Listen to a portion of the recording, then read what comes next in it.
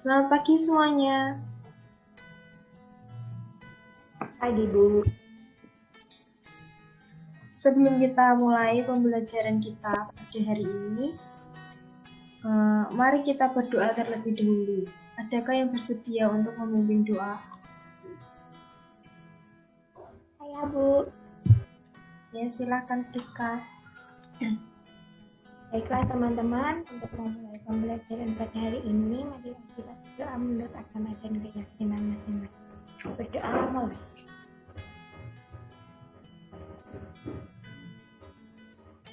Berdoa selesai. Baik, terima kasih Friska karena sudah bersedia untuk memimpin doa. Dan mengingatkan kembali untuk materi kita sebelumnya, yaitu bahwa kemarin kita sudah belajar mengenai tumbuhan sebagai sumber daya alam, hayati yang harus dijaga dan dilestarikan. Nah, itu dilakukan untuk menjaga keseimbangan ekosistem yang ada. Meski begitu, ada saja kegiatan manusia yang tidak memikirkan dampak ataupun efek jangka panjang yang dapat menjadikan hewan dan tumbuhan sebagai korban. Hal ini tentu menjadi penting karena dalam ekosistem, setiap organisasi saling bergantung satu sama lain. Menurut kalian, untuk apa setiap organisasi saling bergantung satu sama lain? Menurut saya, untuk bertahan hidup, Bu. Benar, Sherly. Setiap organisasi saling bergantung satu sama lain untuk bertahan hidup.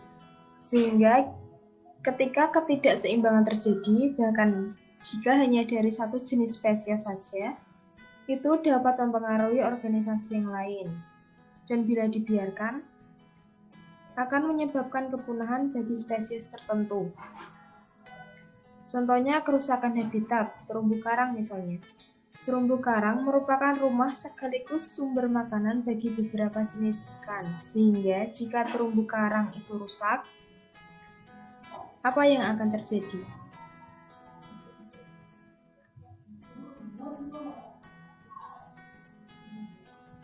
Ada yang tahu?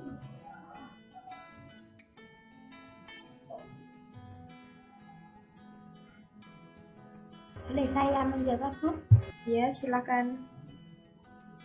Jika terumbu karang rusak, itu dapat memengaruhi jumlah ikan yang dapat bertahan hidup di habitat. Benar sekali.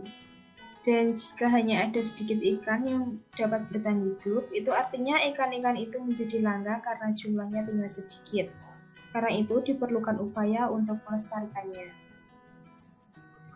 Dan hari ini kita akan belajar tema 3, subtema 2, yaitu tentang keberagaman makhluk hidup di lingkunganku. Selain tumbuhan, hewan juga merupakan sumber daya alam yang perlu untuk terjaga keseimbangan dan kelestariannya. Jika tidak, maka hewan tersebut akan menjadi langka dan punah. Seperti apa yang terjadi pada burung cendrawasih.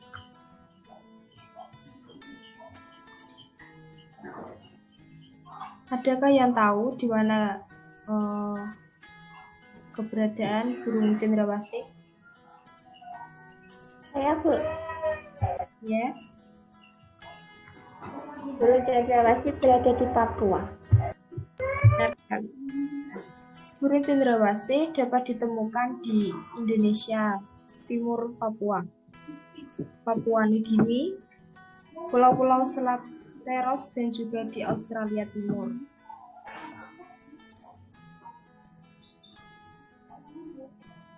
Lalu, mengapa burung cendrawasih itu harus dilindungi? Itu, Bu, karena burung cendrawasih banyak diburu, sehingga jumlahnya semakin sedikit dan hampir punah. Ada lagi yang tahu?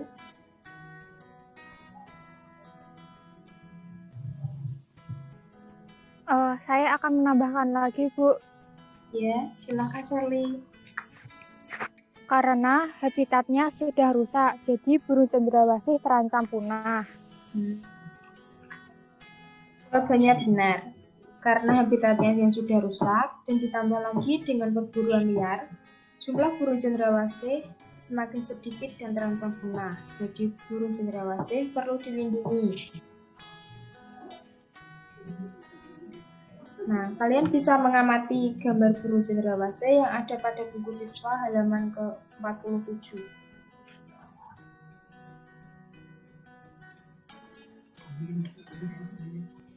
Setelah mengamati gambar burung cendrawasih, kalian bisa tuliskan paling sedikit 4 buah pertanyaan tentang burung cendrawasih tersebut. Apakah sudah paham? Sudah, Bu. Ya, Bu.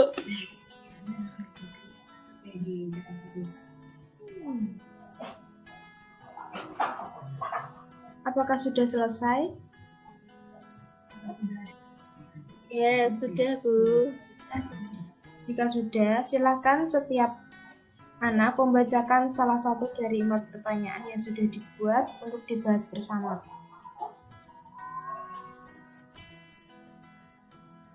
Baik, Bu. Saya yang pertama. Apakah penyebab punahnya burung cendrawasih? Adakah yang tahu jawabannya? Saya akan mencoba menjawab, bolehkah, Bu? Silakan, Rizka. Jawabannya adalah burung cendrawasih punah karena pemburuan dan penangkapan liar.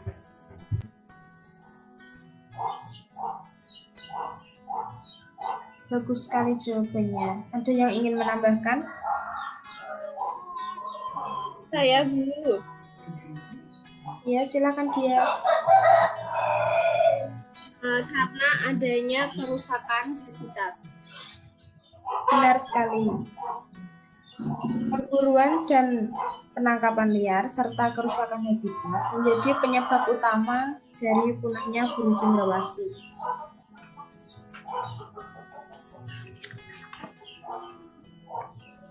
Baiklah, selanjutnya. Saya, Bu.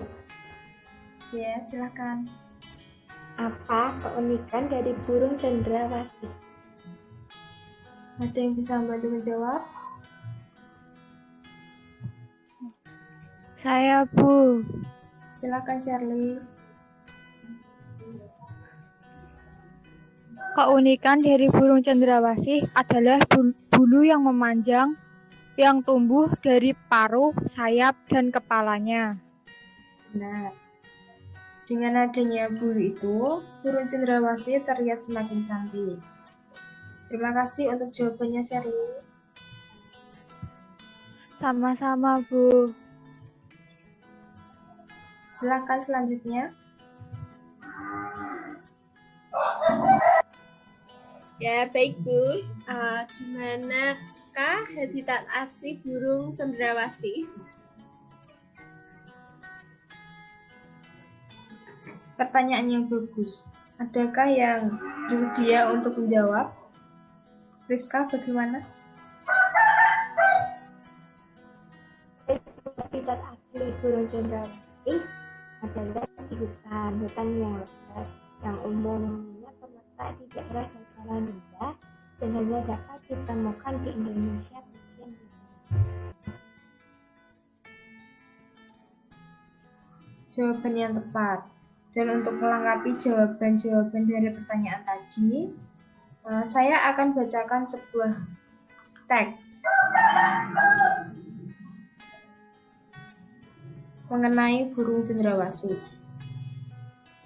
Burung cendrawasih disebut juga sebagai burung surga. Burung yang menjadi maskot Papua ini memiliki warna bulu yang indah. Bahkan kabarnya karena keindahannya itu juga, burung ini jarang turun ke tanah dan lebih sering terbang dan hinggap di dahan pohon. Warna bulu cendrawasih yang mencolok biasanya merupakan kombinasi beberapa warna seperti hitam, coklat, oranye, kuning, putih, biru, merah, hijau, dan ungu. Burung ini semakin molek dan dengan keberadaan bulu memanjang dan unik yang tumbuh dari paruh, sayap, dan kepalanya. Warna yang bermacam-macam menjadi salah satu penanda untuk mengelompokkan jenis mereka. Habitat asli dari burung cendrawasih ada di hutan-hutan lebat, yang umumnya terletak di daerah dataran rendah dan hanya dapat ditemukan di Indonesia bagian timur seperti yang dikatakan Friska. Burung cendrawasih mati kawat adalah jenis yang menjadi identitas Provinsi Papua. Masyarakat di Papua menggunakan burung cendrawasih sebagai pelengkap atau hiasan dalam pakaian adat mereka. Keberadaan burung cendrawasih kian lama kian terancam.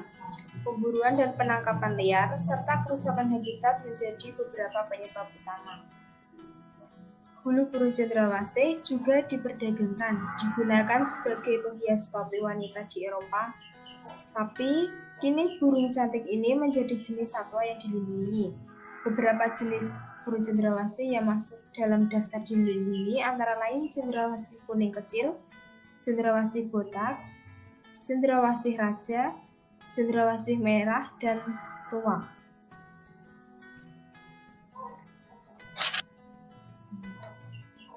Nah, karena tadi adalah teks tentang burung cendrawasih. Setelah mendengarnya, saya akan memberikan pertanyaan terkait materi tentang pentingnya menjaga kelestarian burung cendrawasih. Yang pertama, jelaskan mengapa burung cendrawasih menjadi salah satu sumber daya alam yang menjadi kebanggaan rakyat Papua dan dilestarikan. Saya, Bu. Iya, silakan Friska. Karena salah satu jenis burung cendrawasih yaitu burung cendrawasih mati kawat adalah jenis burung cendrawasih yang menjadi identitas Provinsi Papua. Benar sekali apa yang dijawab oleh Friska. Nah, untuk pertanyaan selanjutnya, yaitu keberadaan burung cendrawasih yang lama semakin terancam. Apa yang menyebabkan hal tersebut?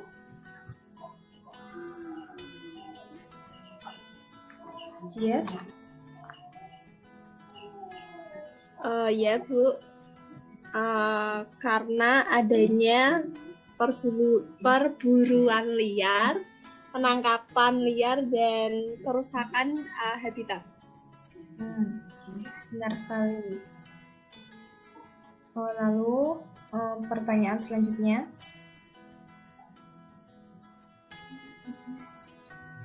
apa yang bisa dilakukan untuk menjaga kelestarian burung cendrawasih? Dengan menjaga habitat asli burung cendrawasih.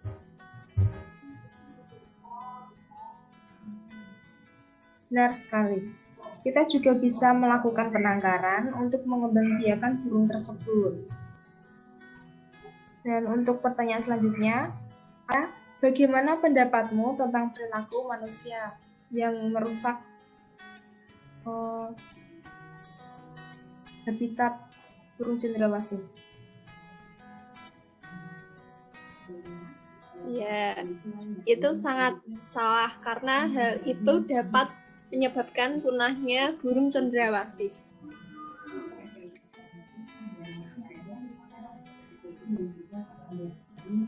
Hal itu memang salah dan tidak boleh dilakukan.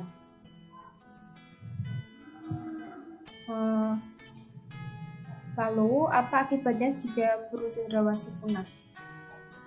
Bolehkah saya menjawab, Bu? Ya, silakan. Cendrawasih punah, maka yang akan terjadi adalah ekosistem akan terganggu dan berdampak di Indonesia. Nah, untuk pertanyaan yang terakhir, apa saranmu agar kelestarian burung cendrawasih tetap terjaga? Dengan melestarikan habitat burung cendrawasih, menindak pelaku perburuan dan melakukan penangkapan.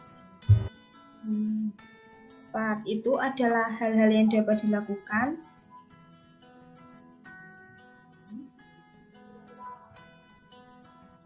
untuk menjaga kelestarian burung cendrawasih.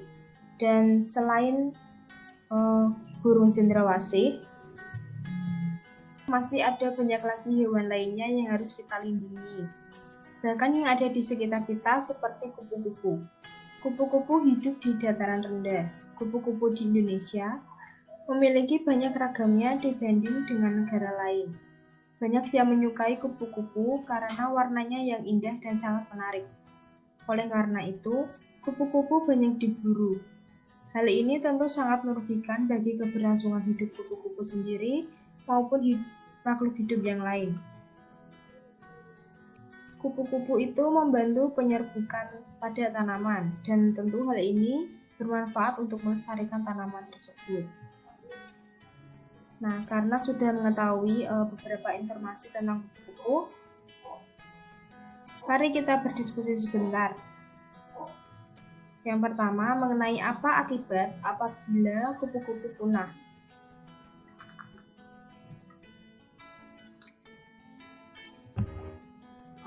Jika kupu-kupu punah, maka tidak ada yang membantu penyerbukan pada tanaman. Jika penyerbukan tanaman tidak terjadi, maka tanaman tidak berbuah. Begitu. Lalu yang kedua, apa yang bisa kita lakukan untuk melindungi kupu-kupu? Saya Bu. Yang bisa kita lakukan yaitu dengan menanam tanaman yang dapat menjadi makanan bagi ulat. Lalu, di mana sebenarnya kupu-kupu bisa hidup? Kupu-kupu hidup di dataran tinggi dan dataran rendah. Benar. Lalu, setelah kita mengetahui manfaat penting hewan bagi keseimbangan lingkungan, sekarang kita dapat ikut berperan serta untuk menjaga kelestarian hewan dengan membuat poster yang berisi ajakan untuk menyayangi dan merawat hewan. Yang pertama, pilihlah salah satu hewan yang kalian sukai, lalu buatlah poster yang berisikan informasi tentang nama hewan dan ciri-cirinya, habitat hewan, dari pantai atau dataran rendah ataupun dataran tinggi, lalu manfaat hewan tersebut bagi masyarakat sekitar, lalu keberadaan hewan tersebut saat ini, penyebab hewan tersebut menjadi langka jika kalian memilih hewan langka, lalu ajakan berupa upaya-upaya untuk menjaga kelestarian hewan tersebut. Kalimat yang digunakan haruslah menggunakan kosakata baku dan efektif. Kalian dapat menggunakan kertas karton ukuran yang cukup besar agar dapat terbaca dari jarak yang cukup jauh. Jika tidak ada kertas karton, kalian dapat menggunakan bagian belakang dari kalender bekas. Buatlah poster kalian semenarik mungkin, dan kalian bisa menambahkan gambar ilustrasi atau foto dari hewan yang kalian pilih. Setelah poster selesai dibuat, saat sekolah kembali dibuka, kita dapat melakukan kampanye di sekolah menggunakan poster yang telah kita buat. Dan kemudian dapat juga memajang poster tersebut di sekitar sekolah, sehingga teman-teman yang lain akan terinspirasi untuk ikut serta dalam menyayangi dan merawat hewan.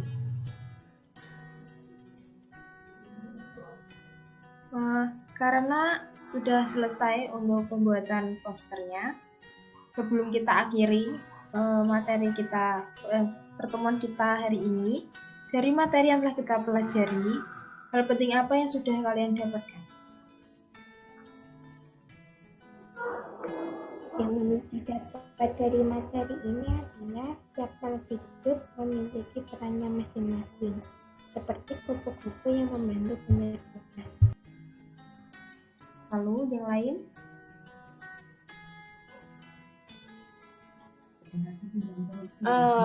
Dan jika hewan tersebut punah, maka keseimbangan ekosistem akan terganggu. Lalu, Karena itu, kita harus menjaga dan melestarikan sumber daya alam agar tidak punah. benar. Karena itu tugas kita untuk melindungi dan menjaga hewan maupun makhluk hidup yang lain yang ada di sekitar kita agar tidak punah. Baiklah, saya rasa sekian pertemuan kita hari ini. Tetap jaga kesehatan dan jangan lupa untuk belajar lagi. Ya, terima kasih Bu. Terima kasih, Bu. Sampai jumpa di pertemuan berikutnya. Sampai jumpa. Sampai jumpa.